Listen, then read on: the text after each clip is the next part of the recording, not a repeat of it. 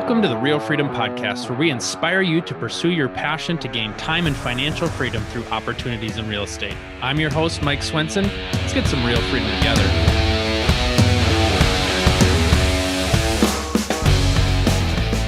Hey, everybody. Welcome to another episode of the Real Freedom Podcast, where we talk about building time and financial freedom through opportunities in real estate. And if you've been around, even not in real estate, you've probably seen these billboards around, We Buy Ugly Houses. You've seen them around. And so people are probably curious and you're like, what in the heck is the deal with that We Buy Ugly Houses company? And so today we're going to dig a little bit deeper into that. So we've got Jeff Hotz. Jeff is a Homevestors of America franchisee based out of Columbus, Ohio. Previous to that, a musician in the military with a couple of different branches, and then got into real estate by becoming a franchisee. A little bit here about Homevestors. So they have nearly 1,200 franchisees in 170 markets nationwide. And so we'll dig into a little bit about that, but then too, how you can accomplish your goals in real estate by partnering with a franchise. You know, we've had a few franchise salespeople on the past talking about the benefits of, instead of, forging your own path and figuring out and having lessons to be learned the hard way, you can partner with somebody that's been there, done that, and really leverage the systems and the options that they have. And so Jeff will talk about that a little bit today too. So welcome, Jeff, to the show. We're so excited to have you. Thanks, Mike. Appreciate you inviting me on. Why don't you just kind of share a little bit about your background, what led you to get into real estate, and then talk a little bit too about why consider a franchise, and then we'll go from there. Right. Long ago, and this isn't like where it started, but my mother was a real estate agent, and I remember going into the office and looking at the books, and I always enjoyed touring houses. I don't think the idea of real estate came from that, but it's always been something that's kind of been there. But look, I was in the military, and I enjoyed it immensely. If anybody's really young, I don't know if there's any, high school kids here, but I would recommend it's a great life. It really gets you thinking about what makes sense to you and what you want to do in life if you just don't know. I mean, some of us people were not the greatest in high school, right? So didn't do that great of things there. I don't think my grades were really good. So I don't think college was a great option for me. But on the other side of that, I always talk about my son. Right now I've got a 5-year-old and he's going to be one of those guys that I don't think school's right for him, but we have an ability, right? There's a lot of people out there that have an ability this way. And so I chose the military, which was great. I started out in the United States Marine Corps as a trumpet instrumentalist. And I did that for 6 years, but there's always this rumbling of real estate going on. While I was in the military, it gave me a lot of time to read and look. Even though I wasn't in college, I attended a couple little online courses and started diving into what I can focus on. Real estate at the time seemed to make a lot of sense from just the perspective of wealth, right? Wealth creation. Everything I read about wealth creation was real estate backing. So that kind of got my mind going, and it was like, maybe I need to be an agent. Maybe property management and rentals seemed pretty cool. So I actually left the Marine Corps in 2006, got antsy and got out of that. And was a real estate property manager in Washington, D.C. for a year or so. And then found out that everybody knows what was going on in real estate, 2006, 2007 or so. Not a great time to be in real estate. So I went a different direction, joined the Navy. Same thing came up through that. I was looking for more. I wanted more than just the paycheck that was coming through. I wanted to create something for myself. And real estate seemed to be the vehicle for that. Again, towards 2013 or so, it's been 10 years now since I've been doing this. I think 2012 or 2011, I really started diving into how to invest in real estate myself. We were coming through a market crash. It seemed like a good time to buy into real estate again. I just didn't know how to do any of it. Bigger Pockets is out there, and I spent a lot of time on that. And somehow I remember seeing the billboards, We Buy Ugly Houses. Everybody's seen them. Nobody really knows what occurs on the backside. I stumbled into it in a franchise magazine, I think, and called, and it seemed to be the right fit for me. Now, I did go away from the idea for about 9 months, and I spent that 9 months almost on Bigger Pockets. And I'm pretty sure, I don't know, there's a lot of people out there, you guys do it on your own, and I just couldn't figure it out. I couldn't figure it out if I needed to actually have a yellow letter or lick the envelope or have a postcard, and I just couldn't figure it out. So Homevestors seem to make a lot of sense with what they provided for me. It's not right for everybody. It is right for some. And I think because of my military background, I'm really good at an application. You give me something, you tell me how to do it, here's the rules, here's what you do, and then I'm going to figure it out, right? And there's some things that just having that, I always say I'm like I don't know what it is now. I used to say 16-time rifle expert, but it's probably like 23 to 30, I don't know. Substantial rifle expert right out of the gate. I never fired a rifle until I got in the Marine Corps, right? And the Marine Corps was able to hone that and was giving me the ability in order to fire that rifle at an expert level with such a short period of time, being able to hone it. And I think that's what Homevestors does. And I think that's what helped with Homevestors too. So that's how I joined Homevestors. Well, and I think, for a lot of people, they like being able to be creative, kind of doing their own things. And for some people, it's like, just give me the blueprint. Let me follow it. And I don't have to reinvent the wheel. I don't have to overthink things. Just follow the instructions and move forward. Yeah. And I think there's an amount of people that, they do want to build something. They want to build their own brand. They want to, create this thing that they created, and that's fine.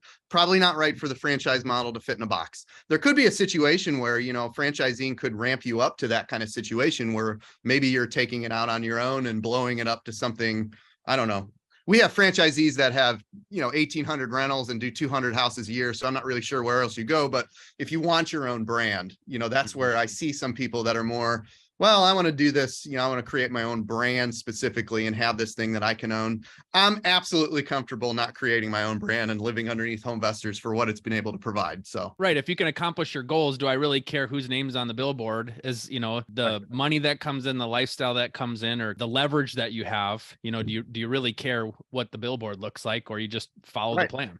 Some people do. Right. And that's fine. Right. Same thing that I talk about, when I was working on residential team and recruiting agents to the team. It's kind of like, hey, the team's not a fit for everybody. You've got to be the right personality. You've got to appreciate what's offered. And then really what's offered fills in the gaps of what you're looking for. And that really creates a good win-win situation. We're looking for a win-win. But team isn't for everybody, just like franchising isn't for everybody. But franchising can be a great opportunity. And I think it's something that so many people don't even consider, but it can provide a ton of value. So talk about the discovery process there of pursuing the franchise and how that works. Because I'm sure people are like, I've never even considered a franchise or looked into a franchise. How's that even work? Right. Yeah. And what's interesting is my parents had a franchise that didn't work. Right. And I don't know, now that I know more about who they are as a person, I think it's more about it didn't work because they didn't work more than it didn't work. I think, you have franchising that works for some and doesn't work for others. But it's interesting because my dad told me not to do it, and I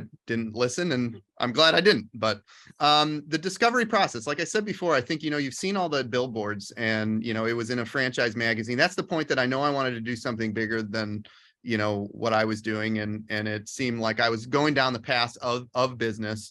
But also real estate at the same time. I was looking at real estate agency and things like that. And I know that necessarily wasn't for me. So trying to find some happy median with like business and real estate and, and real estate investment specifically. And just walked into Homevestors somehow, called, and there was a great guy, Kevin Calkin. I'll say his name. He's a real good friend of mine right now.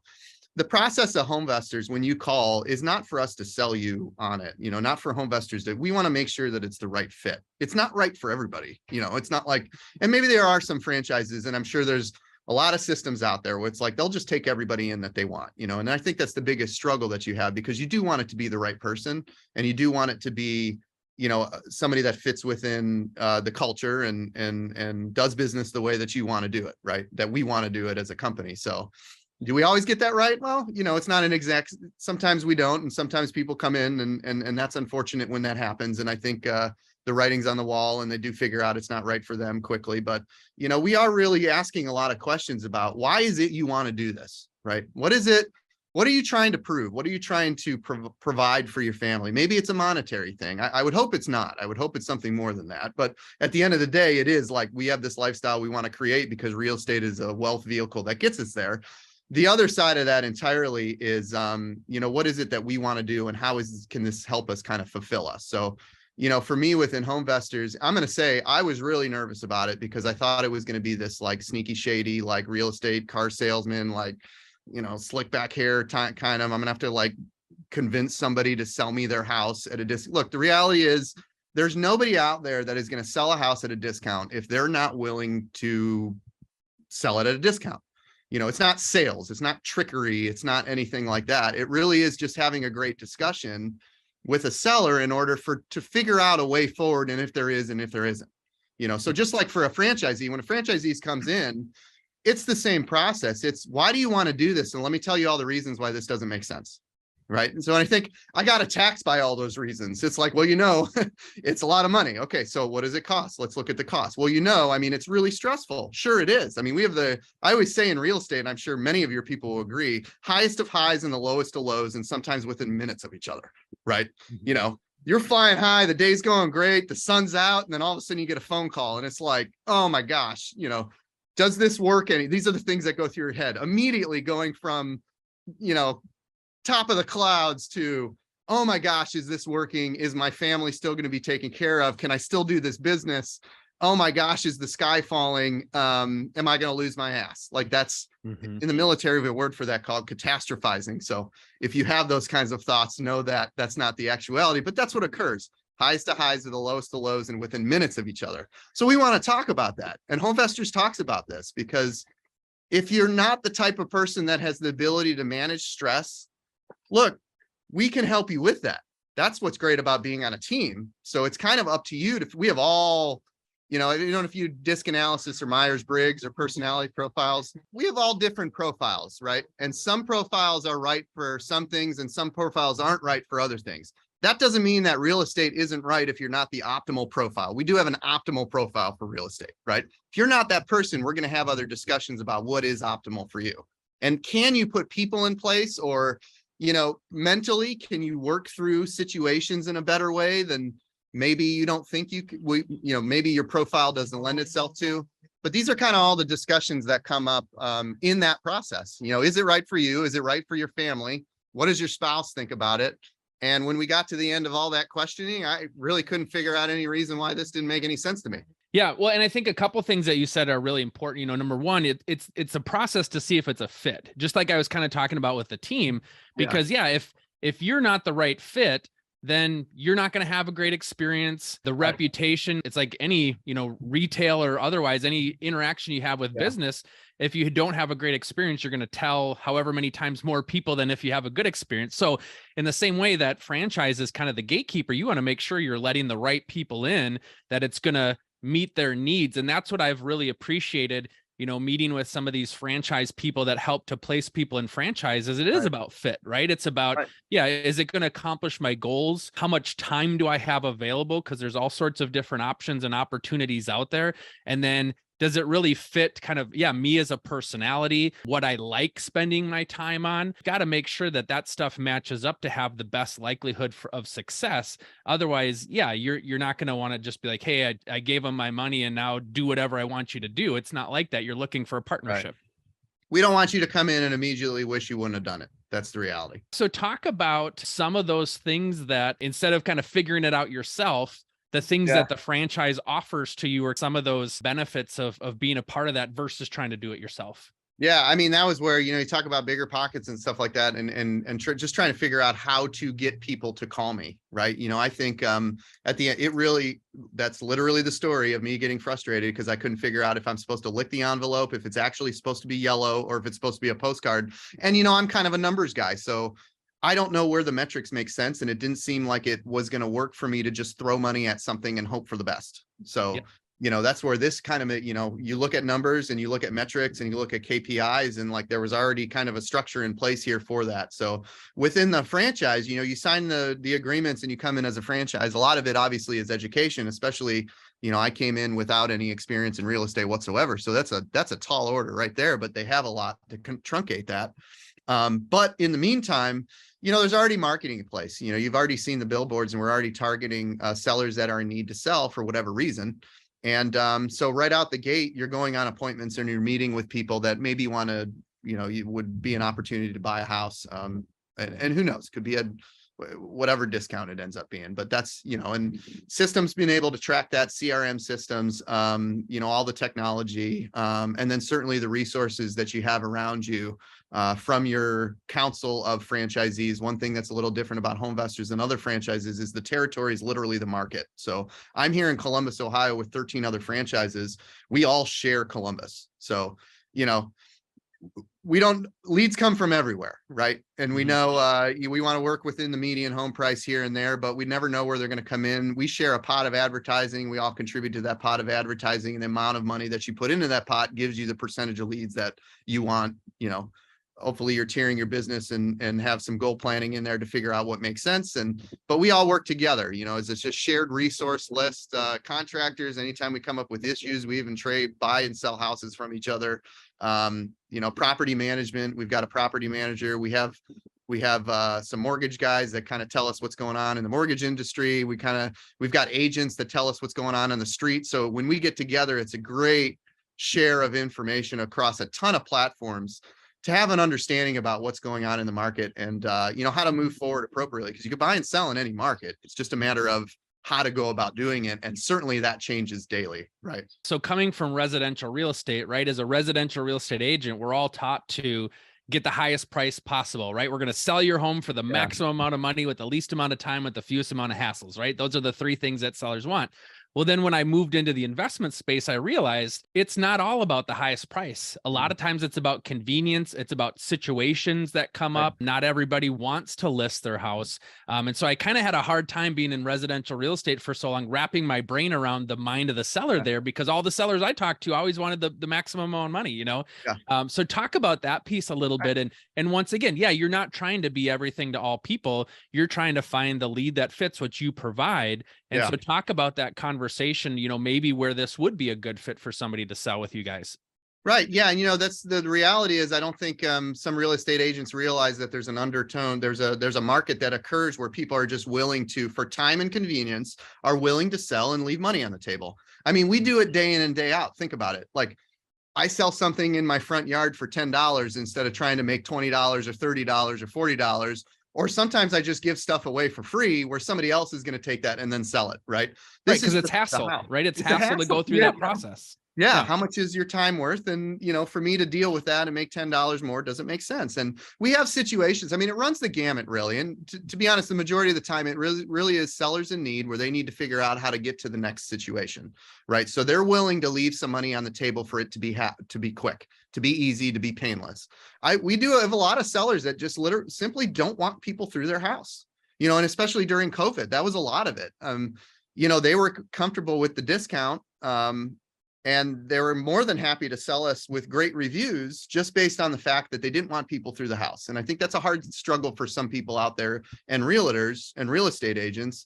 Look, if you've bought your house 30 years ago, I mean, they don't generally care about getting peak for the market. The reality is for us, it is an investment company and we do mean to make money. So there's only an amount, but the risk we take on is immense. And I think that's the one thing that people don't understand about this. Like, the market could crash tomorrow. I think it was 3,500 houses that home investors had in 2007. Don't quote on that. I don't know. That's what I've heard. Like 30-some hundred houses throughout franchisees. And I know there's probably a lot of people out there that had property during 2008, 2009 or so when the market tanked, which were all of a sudden worth almost could be half of what they bought them for, right? So that's the risk that we take on. And I think there are a lot of sellers. You think of even from car dealers, you trade your car into the dealer for less money than it's worth just for the ability to have it happen easy. We really do try to find a win-win for everybody. Recently we bought a house last week with a non-performing tenant, seller's out of town. He bought it 10, 20 years ago. The tenant had been paying him $300 a month up until like a year ago. And he just felt bad, so just kind of let her ride it out. Now, we took on that property at a price that worked for us with the risk. And we're actually just letting her stay in there for a while until she figures out a way forward. We're not trying to be an investment company that's just going to be like, well, you got to get out now because we bought it. Like, I'm not going to do that. Like, I really do believe in this, like what goes around comes around. I want to be this person. I want people to respond back to me the way that I'm responding to them. Right. So, we're going to help her out. We're going to get her to a point that hopefully, and we're looking at options and we're trying to use some resources that we have. We certainly have a heck of a lot more resources to deal with a situation like that than somebody that's out of town that hasn't lived here in Columbus for 10 years or so, or whatever it was that he was. But that's the type of sellers we have. We have inherited situations where the kids just don't want to deal with it, and they're okay and comfortable with the money that they get on the table. And sometimes, look, it's not a small amount of money. Like, we're not going low for the sake of going low. Often I'm paying the highest I can actually go, and actually even pushing the envelope on the risk sometimes, based on what I feel like, is the market going to keep moving forward one way or another? And that's kind of where we are right now. We're providing, I feel like, really strong offers in this market right now here in Columbus. And then there's the other situations where we have a lot of people that just don't know where to go. So here's a situation, and I say it pretty often with sellers, like, even if we can give you $1 million, which in Columbus, Ohio, is we're not giving anybody $1 million for houses, but even if I could give you $1 million and you had that cash right now, what are you going to do after that? And they're like, I don't know. I'm like, see, let's figure that out. What is it that you need? And I'll tell you, I've rehomed cats. I found a place for a bird once. We've bought cars for people. We've bought houses for people. We've traded houses. Man, I know franchisees that have bought trailers and financed that, or bought other houses and financed that. We walked away from 2 houses recently where we were able to wholesale it. I didn't make anything on it because there just wasn't any room for me in it. But if we can help that person out, then that's the benefit of this. Our intention is to move that lead through the system. It's not necessarily to purchase the property. Like, we know that a small percentage of the leads that come through we're going to actually purchase. So we don't really even focus on that. What we focus on is going out, having a great conversation with the seller in order to understand, how it is that they want to move forward and what is it that they want to do. And we try to figure out if there's a win-win. And I would say we're the first people usually that say, this sounds like it's right for a real estate agent to come list your house more than a real estate investor. Am I hearing that?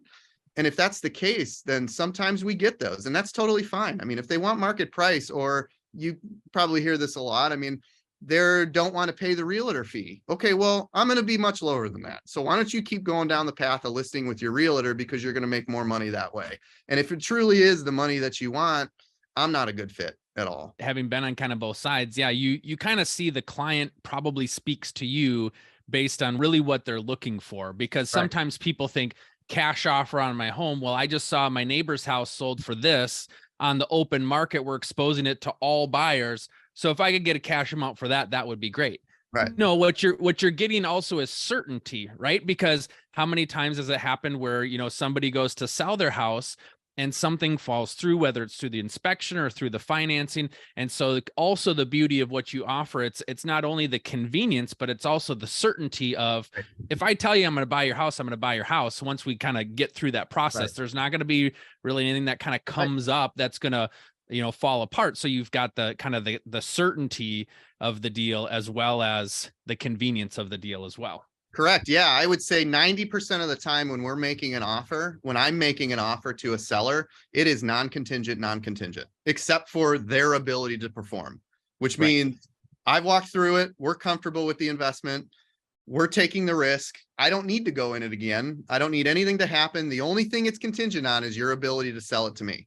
And if they show up at closing, then we're closing, so there is there is the, 10% where, maybe there's well and septic or something we can't see, or some situation that we need to have some kind of contingency in there for our understanding.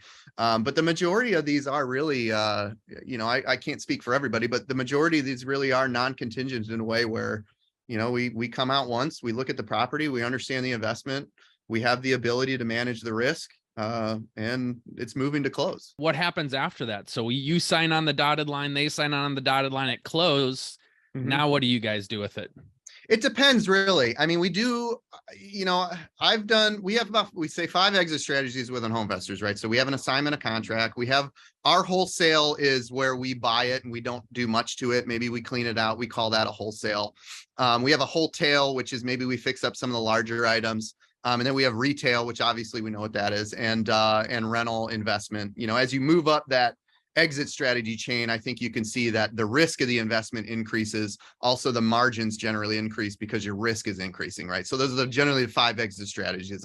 And I do use all of them, but, I don't do assignments a lot anymore. We do close on pretty much everything. I think I did 1 assignment last year. We just not, and I'm speaking for myself. I mean, that's not home investors wide. We do have all those strategies. Some areas lend it to be more of maybe a wholesaler, an assignment, or a rent area than something else. But it's for our model, we do fix them up pretty nicely. I would say it's somewhere between a wholesale and a retail. We put it out for the open market. I've got a great crew that does fantastic work, and that's just primarily my strategy besides the ones that we hold for rent. So we do have rent portfolio as well.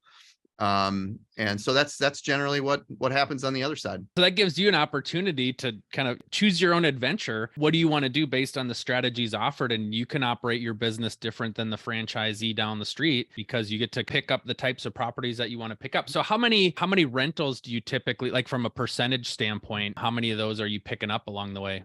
It's probably 30% of what we do in any given year. A lot of people ask, is it that you buy 4, you keep 1, or 2, buy 2 and keep 1? It's not that. I'm not smart enough apparently to figure out a model on that. The reality is, I think maybe for others, it's what's occurring around me and what comes on the plate. Recently we had a good one that came on the plate that just made sense and hit the numbers where I just readjusted what we were going to do with other properties. It's a little more fluid for me than I think maybe some other people I've heard. All based on what we have coming through, the margins of those, and what we have coming in pipeline. But probably about 30% of what we do is rent. The rest of it is retail, wholesale, and that constantly changes too. It's a little bit less on the rental side than it was last year, and certainly if I think 2019 was a larger rent amount hold than here. But we're finding just within Columbus, Ohio, with as still hot as a market as this is, it's just the numbers just don't seem to be working out.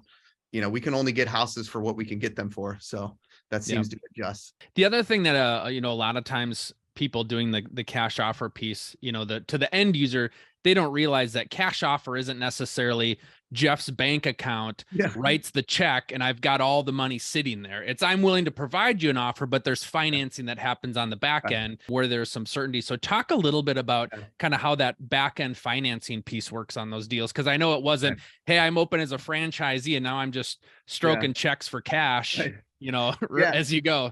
Right. When I came in, there was HomeVestors was like almost the only lender besides private money. Right. So, and then that's changed over time and we have a ton now. HomeVestors is the majority of the lending. I get right through HomeVestors. They have an in-house lending company, and I've seen multiple iterations of time in the last 10 years that I've seen other companies drop out. COVID was a big one. We had a lot of people leave people at the table. If I'm signing a contract that's pretty much no guarantee, I got to make sure that thing closes. So in Jeff's world, that means that I know I have the money. I also know that the funding that I'm putting through HomeVestors is going to work out. As long as I'm hitting certain metrics and parameters and I'm within a certain box, it's going to work. And that's been key. I mean, back in 2013, 14, unless you knew a lot of doctors, which I didn't at the time. So, I knew a bunch of jarheads in the Marine Corps, but that probably wasn't gonna give me a lot of money. So HomeVest, that was a big selling feature for HomeVestors, is the in-house lending that they have. And it hasn't changed since. It's been constant, and in any market they will continue to lend, which has been great. Now that you've been with HomeVestors for 10 years, how has your business changed? You've obviously picked up rentals along the way. So kind of talk about that 10-year journey and kind of where you see that moving in the future. Man, it has been one hell of a ride. I'll tell you that. And I actually did move markets a couple of times. I probably didn't say that. I did start in Cleveland, Ohio. My wife actually took a job in Chicago, so we were over there for a couple of years. And I've been here in Columbus since 2017. So for 6 years or so. Man, it's been 6 years already. I always say real estate feels like dog years, like 1 year of real estate is 7 years. Yeah. Yeah, it's a lot. I mean, I try to keep my hair really short, not just from the military, but because there's a lot of gray there, and most of it came out in the last 10 years. So I can say, yeah, it is a lot. I've learned a hell of a lot. I started with no experience in this, wanting to create wealth. We've had double the amount of rentals at one point that we have today. And I think it's like, not just franchisees, but real estate investors come into this and it's like, sky's the limit. I just talked to a guy yesterday, more. That's who I was. I think I wrote down, HomeVestors asks you all the time, how many houses do you want to buy in a year? And I think I put 101. And the reason I put 101, because the guy next to me put 100. So I was like, well, I got to do more than that guy. You know, the reality is I think I did 12 houses my first year. And that's not a bad amount, right? So I think what you look at, and especially with YouTube and all this stuff that's there now, you know, you see, like I said before, you see people that are doing just a mass amount of activity, and you're like, well, I gotta 10x this thing. I gotta, like, you know, I gotta go bigger. I gotta, like, this is crazy. Like, I gotta get there. I've seen the back end of some of those, not all. I think there's some great investors out there, and certainly within HomeVestor, we have guys that do 200 houses a year, and they're great. They have a great business, but I think it's more about, I've learned a lot about myself and what I want, right? So like young Jeff with the Ferrari and all that. I mean, look, I could do that, but I don't want that. Like you, so the growth happens not just within the real estate, but because of the people I'm around, and hopefully around great people that start to get you thinking about what you really want and what really makes sense to you, that you start looking at this from the perspective of your goal planning changes completely. Like let's say 3 years ago, all of a sudden the goals changed to less, and to actually almost less on all accounts. Like we say call the herd, like getting rid of crap rentals, because I'm like, I'll just make it a rental, like 1-bedroom house with a terrible foundation. Like, it's like in a not great area. I mean, that's always going to be a problem child rental. Like, I'm like, maybe I just focus on the good stuff, focus on the goals of in retirement. What does that look like? What do I really want in my life right now? You know, as you get older, like I'm 43 now. So you cross that 40 threshold, and it's like, man, what do I really want to do? And like, the stress city that I had, like day in, day out, like I kind of wanted to figure out a way to get rid of. And I've been almost in the last couple of years, I think because I've honed it a little bit more, and there's been less of an anxiety there to produce. Like, it's been great. Like these last couple of years have been great. And that COVID was a part of that. And that was a stress monster for a little while, but you know, I felt like I was in a good place, and you know, we've learned a lot. So, you know, coming from the beginning, it was, you know, assigning and wholesale and learning and really learning, and, you know, moving up into a little bit stronger rehab, starting to look at metrics and margins, and, you know, starting to look at the team I have around me a little bit more with accounting and bookkeeping and my own personal team. I have a part-time coordinator, which we call a coordinator. It's an office manager. And I have my acquisitions lady, and I have a crew of small crew that does the rehabs. We're pretty, I think that's pretty consistent with a lot of HomeVestors franchises. We're very conservative, and we're very tight on our overhead. We don't have a huge teams, not the majority, I would say. Our overhead being the highest amount of overhead we have is certainly our ad spend. And bringing those leads in. But that's kind of been the journey here. And now I don't know, I'm in a pretty good place. We're looking at, now that we're a little bit lower on the rent portfolio, like peppering those back in. I think I do want to grow that. I probably want to double that again, but we're going to look at management and, you know, all those things that, you know, does it make sense for me to do that? Or is my time better spent doing something else, like running or hanging out with my kids? Or we've got a second home down on a lake, so I want to spend more time there. So, you know, you really start looking at these things, and sometimes adding in complexity just doesn't really make a difference for your margin. You know, I think property management is one of those. I don't manage my properties. I think a lot of people think they want to control it, and I know that there's waste, and I know there's loss that occurs, and I know there's expense. But for me, in order for me to do it appropriately, and I think a lot of people, you've got to take on a lot, and it's an entirely another business. It's not just something you can kind of maybe tack right on to something. So there is a situation that I'll probably go that route at some point, but it takes a while, takes time. Right now, I'm totally happy paying for somebody else to do it and deal with the toilets that back up in the middle of the night. I was going to say, that's often what I talk with people about, even early on, looking to start with investing, you know, picking up that first property or 2 or 3 as like, look, do you really want to have your time get sucked into managing the properties? For some people, they might enjoy doing it. They might not want to pay that cost. But the reality is why don't you think about having somebody that's all they do it, and free up your time to go focus on growing your portfolio versus managing the properties and figuring out how to do a lease, or figuring out, you know, what to do when somebody's not paying and how does that work? Well, stay in your lane, let those people do a great job of that. And then that allows you to go do a great job of growing your portfolio. Absolutely. And I would say the other thing to that is, like, always understand that you only get somebody 80% of the way. It's never going to be the way you want it to be. It's never going to be 100%, but you have to be comfortable with the 80%. Now, if somebody's not 80%, you probably want to find somebody that's 80%, but know that there's going to be 20% you're going to have to live with or deal with. And that's okay. That's the price you pay for not being Jeff's property management company. Right. And you got to be okay with that, right? You got to be okay with some loss. It's just going to happen. It's okay. Yep. Real estate agents, are you tired of letting the busyness of life get in your way from achieving your real estate investing goals? I'm super excited to announce we've created the Real Freedom Investor Agent Tribe. It's a place for you to come, get educated, and network with others so that you can make sure that you're hitting your real estate investment goals. So find out more on our website, realfreedom.com. Click on the store link. We've got a membership, we've got a mastermind group, and some private coaching as well. Check it out. I've priced it super low. The goal is to get you in, not have price be a determining factor to keep you from your goals. So come check it out, schedule a call with me, and we're happy to see where your real estate journey is going to take you. Yeah, for people that want to, that they're interested to learn more about maybe becoming a franchise or just kind of talking to you about real estate investing in general, how can they do that? Yeah, I love talking to people regardless. Jeff.Hotz, H-O-T-Z at Homevestors, HOMEVESTORS.com. You can reach me right there. Awesome. Well, thank you so much for sharing your story. Like I said, I know so many people have seen the billboards and they're curious to know how does that work on the back end and see the value that they provide you. And so sounds like things are going really well and it's really helped you kind of get where you want to go in your career. And congratulations on that and best of luck to you in the future. Right. Thanks so much.